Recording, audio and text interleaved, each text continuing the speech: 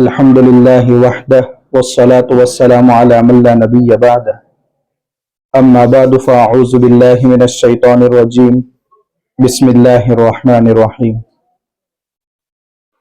ألم تر إلى الذي حاج إبراهيم في ربه أن آتاه الله الملك إذ قال إبراهيم ربي الذي يحيي ويميت قال أنا أحيي وأميت قال إبراهيم فإن الله يأتي بالشمس من المشرق فأت بها من المغرب فبهت الذي كفر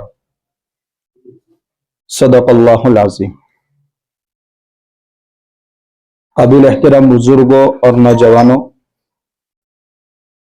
اللہ کے نبی صلی اللہ علیہ وسلم کی مقبول، منقول اور مسنون دعائیں ان فتنوں کے دور میں فتنوں سے حفاظت کا ہمارے پاس بہت بڑا ذریعہ اور ہتھیار ہے۔ قرآن و سنت میں ایک عظیم گناہ کی قباحت جس انداز سے بیان کی گئی ہے کہ اگر اس گناہ کی وابستگی کے ساتھ کوئی انسان اپنی قبر میں چلا گیا تو اللہ دیگر گناہ تو اپنے فضل و کرم سے معاف کریں گے، مگر اس گناہ کی معافی نہیں ہوگی، اور وہ گناہ ہے شرک، جس سے اللہ کے نبی صلی اللہ علیہ وسلم ہمیشہ پناہ طلب کرتے تھے۔ مگر اس عظیم گناہ سے پہلے بھی اللہ کے نبی صلی اللہ علیہ وسلم اپنی دعا میں ایک چیز کا ذکر کیا کرتے تھے، وہ ہے شک۔ شک ایک ایسی بیماری ہے کہ جو ایمان میں فساد پیدا کرتی ہے۔ جو بندہ اللہ کے وجود کے بارے میں شک میں مبتلا ہو گیا، وہ اللہ کے احکام کی پابندی کیسے کر پائے گا؟ اس لیے ہمیشہ ایک دعا کا اہتمام اپنی زندگی میں بنا لیجئے، اللہم انا نعوذ بک من الشک والشرک والشقاق والنفاق وسوء الاخلاق۔ یہ اللہ کے نبی صلی اللہ علیہ وسلم کی پیاری دعا ہے، اور آپ نے شرک سے پہلے شک کا ذکر کر کے اس کی خطرناکی کو بیان کر دیا ہے۔ اللہ اسی بیماری سے ہماری اور پوری امت مسلمہ کی حفاظت فرمائے۔ دوسری بات، الحاد وجود میں کیسے آتا ہے؟ لوگ خدا کا انکار کیوں کر دیتے ہیں؟ اس کے کوز کیا ہے؟ اس کے اسباب کیا ہیں؟ بہت ساری وجوہات ہو سکتی ہیں، ان میں ایک ہے مینٹل ٹراما۔ ایک انسان کسی ایسے حادثے کا شکار ہو جاتا ہے، ماں باپ کا انتقال ہو گیا، بیوی بچوں نے اس کو چھوڑ دیا، مسلسل کتنے سال سے وہ اسی حادثے کا شکار ہے۔ ایک ایمان والا تو اپنی تقدیر پر سب کچھ حوالے کر کے ریلیکس ہو جاتا ہے کہ جو کچھ بھی ہے مقدرات ہے اللہ کی طرف سے، مگر یہ شخص کہ اگر خدا ہے تو میرے اوپر اتنے سال سے رحم کیوں نہیں ہوتا، اس طریقے سے خدا کی ذات کے بارے میں مینٹل ٹراما کی وجہ سے شک میں مبتلا ہو جاتا ہے اور بعد میں اس خدا کا انکار کر دیتا ہے۔ دوسرا سبب ہے خطرناک گناہوں کا عادی بن جانا۔ ایک انسان شراب کا عادی بن گیا، ایک انسان الکوہل کا عادی بن گیا، ایک انسان شہوت کو غلط طریقے سے پوری کرنے کا عادی بن گیا۔ جب وہ عادی بن جاتا ہے اور اس کے سامنے قرآن و سنت سے اس کے خلاف نصوص جب پیش کی جاتی ہے تو وہ بندہ پھر ان کو پسند نہیں کرتا اور قرآن و سنت کا انکار کر دیتا ہے، اور یہ مذہب جس نے آسمان سے اتارا ہے اس اللہ کا بھی وہ انکار کر دیتا ہے۔ تو غلط گناہوں کا عادی بن جانا کبھی منکر خدا ہونے تک انسان کو پہنچا دیتا ہے۔ اور تیسری چیز ہے کہ سائنس پر ایمان لے آنا اور قرآن و سنت کے علوم سے گہری واقفیت نہ رکھنے کی وجہ سے جب انسان دونوں کا موازنہ کرتا ہے، ایک پر تو وہ ایمان لے آیا ہے اور قرآن و سنت میں اتنی گہرائی نہیں ہے تو اپنی جہالت کی وجہ سے وہ یہ سمجھتا ہے کہ قرآن و سنت اور سائنس میں ٹکراؤ ہے. تو یہ جہالت کی وجہ سے، اس میں قرآن و سنت کا کوئی قصور نہیں ہے، یہ جہالت کی وجہ سے قرآن و سنت میں وہ شک میں مبتلا ہو جاتا ہے اور بعد میں وہ منکر خدا ہو جاتا ہے. اللہ ان خطرناک اسباب سے ہماری بھی اور ہمارے نسلوں کی حفاظت فرمائے. تیسری چیز، بہت خوش نصیب ہے وہ آنکھیں جنہوں نے کل کی ڈیبیٹ، ڈائیلاگ اور مکالمے کو دیکھا اور ایک سیکنڈ بھی مس نہیں کیا. جن آنکھوں نے نہ دیکھا ہو وہ اس ڈیبیٹ کو ضرور دیکھ لیں. مفتی شمائل احمد عبداللہ الندوی دامت برکاتہم نے ایک مجلس میں اسلام کی وہ عظیم خدمت انجام دی ہے جو سال ہا سال تک یاد رکھی جائے گی. پوری امت کی طرف سے، تمام اہل اسلام کی طرف سے اللہ حضرت کو بھی اور پوری ٹیم کو جزائے خیر عطا فرمائے. ایک ڈیبیٹ ہوئی ہے، کل جب ڈیبیٹ دیکھ رہے تھے تو قرآن نے 1450 سال پہلے ایک ڈیبیٹ کا ذکر کیا ہے، اور وہ ڈیبیٹ وجود میں آئی اس سے ہزاروں سال پہلے، حضرت ابراہیم علیہ السلام اور نمرود کے درمیان. قرآن نے ایک ہی آیت میں، سورہ بقرہ آیت نمبر 258، ایک ہی آیت میں پورے ڈائیلاگ مکالمے کو ذکر کر دیا ہے. کل کی ڈیبیٹ اور اس ڈیبیٹ کا موازنہ کر رہا تھا، 100% اتفاق نظر آ رہا تھا. دیکھیں کل کی ڈیبیٹ ہم نے دیکھی، ہم جذبات میں بھی آ گئے، مگر اس کو سمجھنا بھی ضروری ہے کہ ہم خدا کو موجود مانتے ہیں، اور مفتی صاحب نے اپنے ترکش سے صرف ایک ہی تیر نکالا تھا، ابھی بہت سارے تیر باقی تھے. وہ جو تیر نکالا تھا، اور محترم شخصیت جاوید اختر صاحب اس کو سمجھ نہیں سکے، اللہ ہدایت عطا فرمائے. اس کو سمجھنے کے لیے آپ 3 لفظ پر کبھی غور کر لیں. حضرت ابراہیم علیہ السلام نے بھی اپنی جو 2 دلیلیں ذکر کی تھی، مفتی صاحب نے ایک دلیل ذکر کی اور بعد میں مفتی یاسر صاحب نے اس دلیل کا رخ اور آسان کیا تھا، مگر چونکہ اس وقت سوال و جواب کا سلسلہ بہت محدود وقت کے لیے ہوتا ہے اور اس کا جواب مکمل نہیں ہو پاتا. 3 لفظ آپ نے اس ڈیبیٹ کے اندر سنے: کانٹینجنسی آرگیومنٹ، یہ پہلا لفظ. دوسرا لفظ آپ نے سنا تھا انفینٹ ریگریس، اور تیسرا لفظ آپ نے سنا ہوگا نیسیسری بینگ. یہ 3 لفظ کی اگر وضاحت سمجھ میں آ جائے، خدا کے وجود کی جو دلیل ذکر کی گئی وہ آسانی سے آپ کو سمجھ میں آ سکتی. پہلے ڈیبیٹ ہم سمجھ لے رہے جو قرآن میں ذکر کی گئی ہے. حضرت ابراہیم علیہ السلام کو قوم نے دعوت دی کہ ہم میلے کے اندر جا رہے ہیں، آپ بھی ہمارے ساتھ چلے. ابراہیم علیہ السلام نے عذر کیا. بعد میں جب پوری قوم نکل گئی تو حضرت ابراہیم علیہ السلام نے بتوں کی جو گد بنائی، سارے بت توڑ دیے. اور اس کے بعد جب قوم واپس آئی اور انہوں نے دیکھا کہ ہمارے معبودوں کا یہ حال ہوا ہے، قالوا سمعنا فتى يذكرهم يقال له ابراہیم. شک کس پر جانے والا تھا؟ ہمارے معبودوں کو برا بھلا کہہ رہا ہے ایک نوجوان جس کو ابراہیم کہا جاتا ہے. حضرت ابراہیم علیہ السلام کو بلایا گیا، طے ہوا کہ ایک سوختہ لکڑیوں کا جمع کیا جائے اور حضرت ابراہیم علیہ السلام کو آگ کے حوالے کیا جائے. مگر قانون کو تو ہاتھ میں نہیں لے سکتے، اس کے لیے حکومت ہے، تو یہ معاملہ حکومت کے حوالے کیا جائے اور حکومت اس قانون کو نافذ کرے اور سزا دے. تو اس وقت کا جو بادشاہ تھا وہ تھا نمرود. حضرت ابراہیم علیہ السلام کو طلب کیا گیا. نمرود نے کہا کہ آپ بتوں کو خدا کیوں نہیں مانتے جبکہ میں خود خدائی کا دعویٰ کرتا ہوں؟ تو حضرت ابراہیم علیہ السلام نے اللہ کی قدرت پر ایک دلیل ذکر فرمائی: ربی الذی یحیی و یمیت. میرا رب وہ ہے جو کسی چیز کو وجود بخشتا ہے اور ایک عرصے کے بعد اس وجود کو واپس لے لیتا ہے. یہ حیات اور موت، نمرود کو یہ دلیل سمجھ میں نہیں آئی. اس نے مقابلے کی کوشش تو کی، اس نے کہا یہ کام تو میں بھی کر سکتا ہوں. ایک بندہ جو مجرم تھا اور ان قریب सूली पर चढ़ाया जाएगा, मगर उसको आजाद कर दिया. कहा ये मौत के मुंह में जा सकता था, मैंने उसको वजूद बख्शा. और एक बंदा बेकसूर था, उसको सूली पर चढ़ा दिया. कहा ये वजूद चाहता था, मगर मैंने उसको मौत दे दी. इब्राहिम अलैहिस्सलातु वस्सलाम समझ गए कि ये जावेद मियां है जो समझ नहीं पा रहे दलील को. तो इब्राहिम अलैहिस्सलाम ने दूसरी दलील पेश की कि मेरा रब वो है जो सूरज को मशरिक से निकालता है.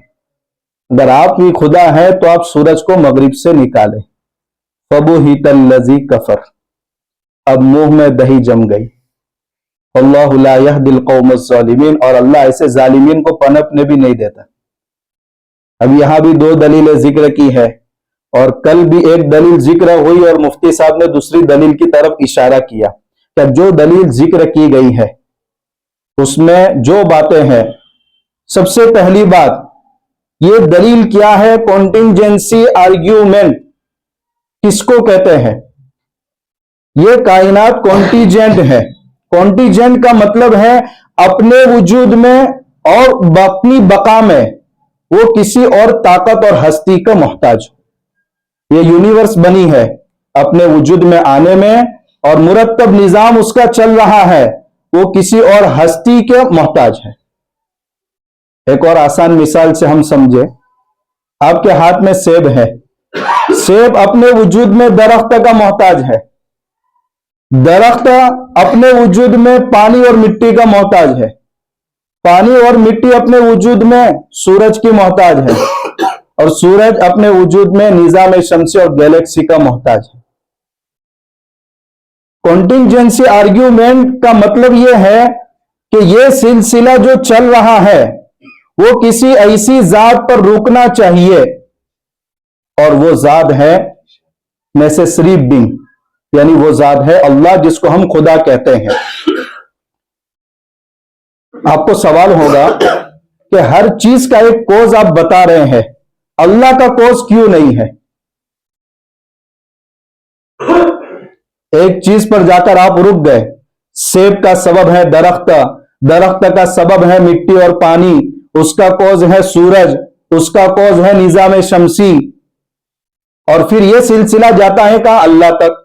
और अल्लाह को वजूद में लाने वाला कोई भी नहीं, उसका कोज क्यों नहीं हो सकता? अगर उसका कोज मानेंगे तो फिर यह लाजिम आएगा जिसको दूसरे लफ्ज में कहा गया इन्फिनिट रिग्रेस, यानी ऐसे तसलसल को मानना कि जिसका कोई एंड ना हो, ऐसा इम्पॉसिबल है. इसको एक मिसाल से आप समझे. एयरपोर्ट पर आप खड़े हैं इमिग्रेशन के लिए, आपके सामने एक बड़ी लाइन है, और यह लाइन ऐसी है कि जिसका कोई एंड नहीं आगे. क्या आप इमिग्रेशन की प्रोसेस को मुकम्मल कर पाएंगे? आपके आगे इतनी लंबी लाइन है जिसका कोई एंड नहीं, आपका नंबर आ सकता है. तो अगर हम उस नेसेसरी बीइंग पर नहीं रुकते तो हमारा वजूद ही नहीं होता. आपको किसने पैदा किया? ये कायनात में जो इवेंट्स और वाकयात चल रहे इसका भी एक सिलसिला है. कहीं तो आपको रुकना पड़ेगा, वरना आपका वजूद ही नहीं होगा. मगर आपका वजूद है. आप इमिग्रेशन के प्रोसेस को मुकम्मल करते हैं, मालूम हुआ कि आगे जो सिलसिला वो कहीं जाकर रुक जाता है, और उसके बाद वो इस प्रोसेस को मुकम्मल करता है. आपको किसने पैदा किया? ज्यादा से ज्यादा कह सकते हमारे माँ बाप ने, हमारे माँ बाप को, उनके माँ बाप ने, उनके माँ बाप को. यह सिलसिला जाता है कायनात यूनिवर्स तक. यूनिवर्स को किसने पैदा किया? खुदा ने.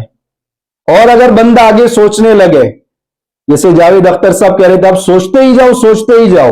खुदा को किसने पैदा किया? सुपर खुदा ने. सुपर खुदा को किसने पैदा किया? ग्रेटर खुदा ने. तो फिर हमारा वजूद ही खतरे में हो जाए, मगर हम मौजूद हैं. इमिग्रेशन में हमारा नंबर आ जाता है, मालूम हुआ कि यह सिलसिले का एक एंड है, और जिस हस्ती पर वो सिलसिला रुक जाता है उसी हस्ती को फलसफे की जबान में हम वाजिबुल वजूद, अंग्रेजी में नेसेसरी बीइंग इसको कहा जाता है.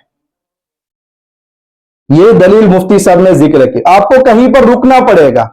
जावेद अख्तर साहब कहां रुक जाते हैं? यूनिवर्स पर रुक जाते हैं. وہ کہتے ہیں آپ اللہ کو ہمیشہ سے مانتے ہیں تو دنیا کو ہمیشہ سے مان لیں. ایسی چیز کو ہم ہمیشہ سے مان ہی نہیں سکتے جو اپنے وجود میں کسی کے محتاج ہو. اس لیے اللہ کے ساتھ دوسرا کوئی خدا نہیں ہو سکتا کیونکہ وہ کمزور ہو جائے گا. مان لیا جائے, قرآن ایک دلیل ذکر کرتا ہے, لو کان فیہما آلہۃ الا اللہ لفسدتا, اگر آسمان و زمین میں دو خدا ہوتے تو پورا نظام درہم برہم ہو جاتا. کوئی ملحد سوال کرتا کہ اگر دو خدا کسی ایک بات پر ایگری ہو جائے تو نظام برابر چل سکتا ہے کہ نہیں چل سکتا؟ لیکن یاد رکھیے خدا اپنے وجود میں جیسے مستقل ہے, اپنی رائے میں بھی مستقل ہے. وہ کسی سے ایگری کرے تو یہ اس کی کمزوری ہے, اور ہمارا خدا کمزوری سے پاک ہے.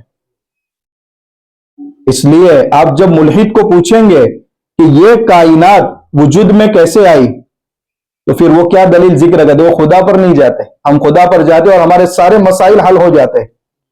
وہ جاتے ہیں ایک مٹیریل کی طرف, ایک مادہ تھا, بگ بینگ تھیوری, پھر وہ پیش کرتے ہیں وہ مادہ کیسا تھا, اندھا تھا, بہرا تھا, اس کو کچھ بھی نظر نہیں آ رہا تھا.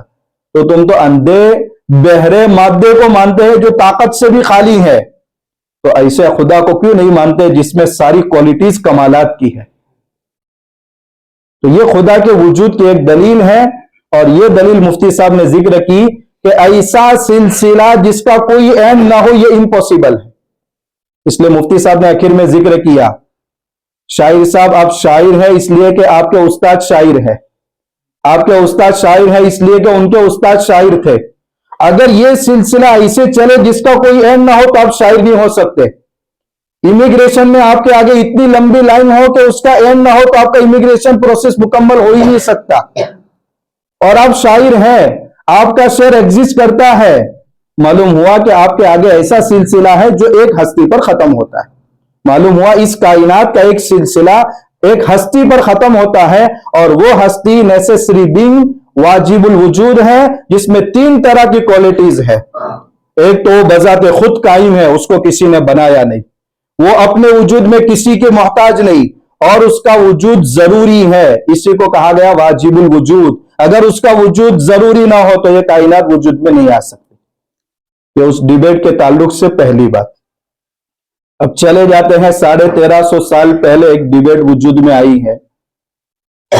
نعمان ابن ثابت الکوفی رحمت اللہ علیہ, جن کو دنیا امام ابو حنیفہ رحمت اللہ علیہ کے نام سے جانتی ہے, سن ہجری 70-80 میں پیدا ہوئے, 150 میں انتقال ہوا. 70 سال کی عمر پوری کی. ان کے استاد تھے حماد, 10 سال ان کے پاس امام صاحب پڑھے. ابھی بچپن کا دور ہے. ایک مرتبہ دیکھا کہ استاد بہت فکر مند ہے. اس وقت ایک فتنہ اٹھا تھا, ایک دہریہ جو لوگوں کو للکارتا تھا, ناستک تھا, منکر خدا تھا, وہ لوگوں کو للکارتا تھا. ان کے استاد کو بہت فکر ہوئی. ایک مرتبہ رات کو سوئے تو انہوں نے خواب دیکھا. صبح میں جب امام صاحب اپنے استاد کے پاس گئے, ابھی تو بچپن کے دور سے گزر رہے ہیں, دیکھا کہ استاد فکر مند ہے, تو وجہ پوچھی تو استاد نے خواب کا ذکر کیا کہ رات میں سویا اور میں خواب میں دیکھ رہا ہوں کہ ایک درخت ہے, اس کی جڑ بھی ہے, تنا بھی ہے, اس کی شاخیں بھی ہیں, اور ایک خنزیر ساری شاخوں کو کھا چکا ہے, اور اس تنے میں سے ایک شیر ظاہر ہو رہا ہے, اور وہ اس خنزیر پر حملہ کر کے اس کو ختم کر دیتا ہے. امام صاحب رحمت اللہ علیہ نے فرمایا, حضرت اس دہریے نے بڑے بڑے علماء کو للکارا, اور اس کے سامنے ڈیبیٹ میں علماء مات کھا گئے. یہ جو ساری شاخوں کو اس خنزیر نے کھایا, اس سے اشارہ اس طرف ہے. اور جس تنے سے شیر نکلا ہے اس کی جڑ آپ ہے, تنا میں ہوں, اور اس سے شیر جو نکلا ہے وہ میں ہوں, اور وہ دہریے کو میں کھا گیا ہوں. میرے سامنے جس دن وہ ڈیبیٹ کے لیے آئے گا وہ مات کھا جائے گا. تو ان کے استاد نے پھر ڈیبیٹ کے لیے جگہ طے کی جامع مسجد, اور وہ دہریہ اسی پر ڈیبیٹ کرنے کے لیے آیا. اس نے اسٹیج پر چڑھ کر کے چند سوالات کیے. دیکھا اس نے کہ اتنا چھوٹا سا بچہ میرے سامنے ہے, تو تذلیل بھی کی, توہین بھی کی. مگر امام صاحب رحمت اللہ علیہ نے فرمایا جو اصل موضوع ہے اسی پر بات ہو جائے. تو اس نے سب سے پہلا سوال کیا, کیف یمکن ان یوجد شیء ला अव्वल लहू वला आखिर लहू। तो ऐसा पॉसिबल है कि एक चीज ऐसी हो जिसकी न इब्तिदा हो, उससे पहले कोई चीज ना हो और उसके बाद भी कोई चीज ना हो। इशारा था अल्लाह ताला की सिफत अजली और सिफत अबदी की तरफ। यानी ऐसा मुमकिन है कि अल्लाह से पहले कोई भी ना हो? ये उसका पहला सवाल था। इमाम साहब रहमतुल्लाह अलैह ने बहुत सादा अंदाज में उसको जवाब दिया कि आप गिनती काउंट करें, 1 2 3 4, फिर और उल्टा आ जाए, एक से पहले क्या आदत है? तो उसने कहा लैसा क़ब्लहु शै, एक से पहले कोई भी आदत नहीं है। तो इमाम साहब रहमतुल्लाह अलैह ने फरमाया ये एक का आदत ये वाहिद मजाजी है और वो वाहिद हकीकी है। जब इस एक मजाजी के पहले कोई नहीं है तो उस एक हकीकी पहले भी कोई नहीं है। बहुत आसान अंदाज में समझा है। उसने दूसरा सवाल किया, अच्छा आप अल्लाह को मानते हैं तो इस वक्त अल्लाह कौन सी डायरेक्शन में देखते हैं? कोई ना एक जिहत में तो देख रहे होंगे ना। तो इमाम साहब रहमतुल्लाह ने उसका जवाब दिया, आप घर में दिया जलाते हैं, वो जो रोशनी होती है उसका रुख किस डायरेक्शन की तरफ होता है? तो उसने कहा कि ये तो चारों तरफ उसकी रोशनी फैलती है। तो इमाम साहब रहमतुल्लाह ने फरमाया ये रोशनी और ये नूर मजाजी है जो खत्म भी हो जाता है। अल्लाहु नूरुस समावाति वल अर्ज़, वो नूर हकीकी नूर है जो खत्म नहीं होता। ये नूर मजाजी सारे डायरेक्शन की तरफ एक बैक वक्त देखता है, क्या वो नूर हकीकी बैक वक्त सारी जिहतों की तरफ नहीं देख सकता? उसने तीसरा सवाल किया कि अगर अल्लाह की जात मौजूद है तो जगह कौन सी है, कहां है इस वक्त? हमारा अकीदा है अल्लाह ला जमान ला मकान, जगह से भी पाक है और जमाने से भी पाक है। इमाम साहब ने फरमाया दूध में घी मौजूद रहता है तो घी की जगह कहां है? तो उसने कहा घी हर कतरे में रहता है। तो इमाम साहब रहमतुल्लाह ने फरमाया खत्म होने वाली चीज जब हर कतरे में रह सकती है तो न खत्म होने वाली जात कायनात के हर जर्रे में नहीं रह सकती। उसने एक आखिरी सवाल किया कि इस वक्त अल्लाह क्या कर रहे हैं? तो इमाम साहब रहमतुल्लाह ने फरमाया कि सारे सवालात आपने स्टेज पर चढ़कर किए और मैं नीचे खड़ा रहकर जवाब देता रहा, आप नीचे आ जाए, मैं इसका जवाब स्टेज पर चढ़कर देना चाहता हूं। वो नीचे आ गया। इमाम साहब ने फरमाया आज की डिबेट में अल्लाह मुझे इज्जत दे रहा है और तुझे जलील कर रहा है। वो डिबेट की भी याद ताजा हो गई। अल इस्लाम यालू वला युअला अलैह, इस्लाम हमेशा सर बुलंद रहता है और कभी मगलूब नहीं होता। इमाम बाक़िर रहमतुल्लाह अलैह ने भी अपने जमाने में वजूद बारी पर, द एग्जिस्टेंस ऑफ गॉड, इस पर मुनाजरे किए हैं। तहलका मच गया है पूरे इल्हाद के खेमे में। अल्लाह सबको हिदायत अता फरमाए। हम तो हर एक की हिदायत के ख्वाहा है। अब चंद बातें जो डिबेट में आई है उनमें से एक बात है, सवाल किया गया था, एक फर्क समझिए आप, दुनिया में रेप हो रहे, मर्डर हो रहा है, चोरी हो रही है, इसका मुजरिम कौन? ये जवाब समझने के लिए आप दो बातों में फर्क समझिए। एक है किसी चीज को क्रिएट करना और दूसरा है उसका यूज करना। दोनों में फर्क है कि नहीं? अल्लाह ताला ने इंसान के अंदर पावर और ताकत को पैदा किया है। क्रिएटर कौन है? अल्लाह ताला। उस ताकत का इस्तेमाल कौन करता है? इंसान। इसको कहते हैं फ्री विल दे रखी है उसको। इंसान चाहे मुझे चोरी करना है तो अल्लाह ताला उसको मजबूर नहीं कर देते कि उसकी ताकत को सल्ब कर ले। तो क्रिएटर अल्लाह ताला है, मगर यूज कौन कर रहा है? इंसान अपनी फ्री विल से उसको यूज कर रहा है। दोनों में फर्क है कि नहीं? और आसान अंदाज में, एक कंपनी ने छुरी बनाई, बनाने वाली कंपनी है, इस्तेमाल करने वाला इंसान है। वो चाहे तो इसका सही इस्तेमाल भी कर सकता है, मिसयूज भी कर सकता है। अब अगर वो इसका गलत इस्तेमाल कर रहा है तो मुजरिम कंपनी है या मिसयूज करने वाला? ये फर्क कुत्ता भी समझता है, मगर नहीं समझता तो एथिस्ट नहीं समझते। एक शख्स ने, कारपेंटर है, बेहतरीन लकड़ी बनाई, मार्केट में लकड़ी आई, एक बंदा उस लकड़ी से बुढ़ापे में सहारा भी ले सकता है। अगर वो बंदा उसी लकड़ी से एक बावले कुत्ते को मार रहा है, कुत्ता बावला है, अपना डिफेंस करने के लिए, उसको काटने के लिए दौड़ता भी है। अब ये कुत्ता कारपेंटर की तरफ दौड़ेगा कि उस लकड़ी के इस्तेमाल करने वाले की तरफ दौड़ेगा? तो कुत्ता भी समझ रहा है कि मुजरिम कौन है, तो उसकी तरफ दौड़ता है। तो कुत्ता भी समझ रहा है कि इसमें मुजरिम मिसयूज करने वाला है, बनाने वाला नहीं है। अब दुनिया में रेप हो रहे, मर्डर हो रही, चोरी हो रही है, इसका मुजरिम अल्लाह है कि मिसयूज करने वाले ताकत को? अल्लाह की ताकत का जो गलत इस्तेमाल करते हैं। तो ये खल्क और कस्ब, ये दोनों में फर्क समझ में आ जाएगा।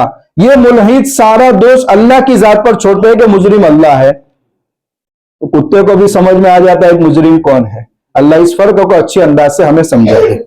एक बात इसमें यह भी आई, गज्जा के मुसलमानों पर खुदा रहम क्यों नहीं करता? एक बात याद रखे, मुल्हिद से जब डिबेट का मौका आ जाए तो कभी उसको जज बनने न दे। वो भी मुद्दाई है, वो भी दावा करता है, वो भी क्लेम करता है कि इस दुनिया का कोई खालिक नहीं है। वो मुद्दाई है, क्लेम कर रहा है, तो उसको चाहिए कि इसकी दलील पेश करे। जब तक वो दलील पेश नहीं करता, आप खुदा की क्वालिटीज के बारे में बात ना करें उससे। मौजूद टॉपिक चल रहा है, खुदा की जात है कि नहीं है। अब इसमें यह बात कहां से आ गई कि अल्लाह रहीम है, कि रहमान है, कि गफ्फार है? हमेशा कभी आप इसको जज बनने न दें। अगर आपने इसको जज बना दिया तो फिर उसके पास वही सवाल तैयार होते हैं जिसके घेरे में आपको खड़ा कर सकता है। इसका यह मतलब नहीं हमारे पास जवाबात नहीं है, लेकिन पहले जात ही का इनकार आप कर रहे हो तो उसकी दलील तो आ जाए, उसके बाद सिफात और क्वालिटीज पर बात होगी। लेकिन मुफ्ती साहब ने चूंकि गज्जा के मसले को भी तरफ इशारा कर दिया कि हम इसराइल को नहीं मानते, इसलिए उसका जवाब देना भी वहां जरूरी था, वरना मुफ्ती साहब वहीं रोक सकते थे उसको। भाई बात क्वालिटीज के बारे में नहीं हो रही, वो दूसरा टॉपिक है, उस पर बैठकर बात हो सकती है, लेकिन इस वक्त तो मसला चल रहा है अल्लाह की जात है कि नहीं है। इसका क्या जवाब हो सकता है? उसका जवाब यह है कि अल्लाह तबारक व तआला ने इस दुनिया को दारुल इम्तिहान बनाया। ये जवाब भी अंदर डिबेट में आपने सुन लिया होगा। और इम्तिहान गाह में अगर कोई गलत आंसर लिख रहा है तो उसको रोका नहीं जाता, उसके नतीजे के दिन बताया जाता है कि तुम्हारा आंसर गलत है।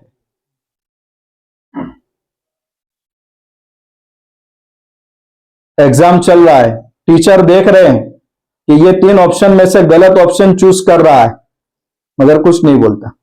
जब रिजल्ट का दिन होता है तब मार्क्स में पता चलता है कि आपने गलत किया है। अल्लाह तबारक व तआला ने जजमेंट का दिन, कयामत का दिन मुतय्यन कर रखा है। नतीजा उस दिन आएगा। अगर दुनिया में नतीजा नहीं आ रहा है तो दुनिया नतीजे की जगह नहीं है। अगर एग्जाम के टाइम में टीचर गलत आंसर से रोक नहीं रहे तो गलत आंसर से रोकना यह टाइम नहीं है, नतीजे के दिन इनको बताया जाएगा। अल्लाह ताला कुछ मजा चखा लेते हैं। वलनुज़ीक़न्नहुम मिन अज़ाबिल अदना दूनल अज़ाबिल अकबर। अज़ाब अकबर का टाइम आखिरत है और उसका कुछ मजा अल्लाह ताला दुनिया के अंदर चखाते हैं। तो अल्लाह तबारक व ताला रहीम जरूर है, मगर जब एग्जाम का टाइम आएगा तो अल्लाह ताला अपने फर्मा बरदार बंदों के साथ सिफत रहमत का ज़ुहूर करेंगे और जालिमों के साथ अल्लाह ताला उनको सजा देंगे। तो जजमेंट का दिन ये नहीं है, ये इम्तिहान का दिन है। और कयामत के दिन सब वाज़ेह हो जाएगा, इसलिए अल्लाह ने कयामत रखी है। तो इससे तो कयामत को मान लेना चाहिए। और कुरान एक एक आयत में कितनी जबरदस्त दलील आखिरत के बारे में पेश कर रहा है। वमिन कुल्लि शैइन खलकना ज़ौजैन लअल्लकुम तज़क्करून। हर चीज को हमने जोड़े जोड़े बनाया है, शायद इससे तुम नसीहत पकड़ लो। पैर में एक जूता हो, चलना और सवार होना मुश्किल हो जाता है, उसका जोड़ा चाहिए। अगर किसी ने कुर्ता पहन रखा है, पायजामा नहीं है, अच्छा नहीं लगता। सिर्फ पायजामा पहन रखा है और कुर्ता नहीं पहना, अच्छा नहीं लगता। जोड़े से ही उस लिबास की तकमील होती है। मर्द के बगैर औरत की तकमील नहीं, औरत के बगैर मर्द की तकमील नहीं, आसमान के बगैर जमीन की तकमील नहीं, जमीन के बगैर आसमान की तकमील नहीं। अगर आसमान होता जमीन ना होती तो बारिश बरसती, गल्ला कहां उगता? اگر زمین ہوتی آسمان نہ ہوتا تو بارش کہاں سے برستی؟ تو اللہ نے ہر چیز میں جوڑا بنایا ہے. صرف دنیا ہو اور آخرت نہ ہو تو مظلوموں کو انصاف کہاں ملے؟ جنہوں نے اپنے آپ کو نیکیوں میں تھکایا ہے ان کو بدلہ کہاں ملے؟ تو دنیا آخرت کے بغیر ناقص ہے اور آخرت دنیا کے بغیر ناقص ہے. اگر آخرت ہی آخرت ہو تو عمل کہاں کریں گے؟ اس لیے اللہ تعالیٰ نے بہت بہترین آیت ہے یہ سورہ زاریات کی، فَمِن كُلِّ شَيْءٍ خَلَقْنَا زَوْجَيْنِ لَعَلَّكُمْ تَذَكَّرُونَ. تو دنیا میں جو کچھ بھی ہو رہا ہے مسلمان تو مطمئن ہے کہ ایک دن فیصلے کا دن آنے والا ہے اور اس دن فیصلہ ہو جائے گا. وَامْتَازُوا الْيَوْمَ أَيُّهَا الْمُجْرِمُونَ. آج کیا عذاب دیا جاتا ہے دیکھیں گے. اور ایک مزید سوال سامنے جو بیچ میں انہوں نے ذکر کیا تھا کہ سوال کرنے سے روکا جاتا ہے ایک خاص مذہب میں، اشارہ تھا اسلام کی طرف. مذہب اسلام کبھی سوال سے روکتا نہیں ہے، اور اگر کہیں روکا بھی ہے تو وہ اس امت کو نہیں روکا، بنی اسرائیل کو روکا گیا ہے، جن کا کام تھا حکم پر عمل نہ کرنا اور سوالات کی بھرمار کرنا. اس لیے بار بار وہ کون سی گائے ذبح کرے اس کے بارے میں سوال کر رہے. ہاں کہیں ایک واقعہ آپ کو ملتا ہے، اقرع ابن حابس رضی اللہ تعالیٰ عنہ جب حج کی فرضیت کا اللہ کے نبی صلی اللہ علیہ وسلم نے اعلان کیا تو انہوں نے سوال کیا تھا، یا رسول اللہ ہر سال حج فرض ہے؟ کیونکہ نماز 5 وقت میں جب بھی وقت آتا ہے فرض ہوتی ہیں، ہر سال رمضان کے روزے فرض ہوتے ہیں. تو قرآن نے یہاں منع کیا، لا تسألوا عن اشیاء ان تبد لکم تسؤکم. یا قرآن نے سوال سے اس لیے روکا کہ تم کو مشقت میں نہ پڑے، مشقت سے بچانا تھا. تو قرآن نے اگر کسی جگہ روکا ہے تو دوسری قوموں کو روکا ہے اور ان کا دین منسوخ ہو گیا، جن کا کام ہی یہ تھا کہ صرف سوالات کرے، حکموں پر عمل نہ کرے. اور جہاں اسلام نے کہیں روکا ہے ان کو مشقت سے بچانے کے لیے روکا ہے، ورنہ اسلام کبھی سوال سے روکتا نہیں ہے. اسلام کے پاس سارے سوالات کے جوابات ہیں جو ڈیبیٹ میں آپ کو مل گئے، لیکن اہل اسلام نے جو سوالات الحاد پر کھڑے کیے، الحاد کے پاس کوئی جواب نہیں ہے. یہ چند باتیں تھی ڈیبیٹ کے متعلق. امید ہے انشاءاللہ وہ ساری باتیں آپ کو سمجھ میں آ گئی ہوں گی، لیکن جن آنکھوں نے اس ڈیبیٹ کو نہیں دیکھا ضرور دیکھے، بار بار دیکھے، اور اللہ سے دعا بھی کرے، 2 رکعت صلاۃ الشکر بھی پڑھے.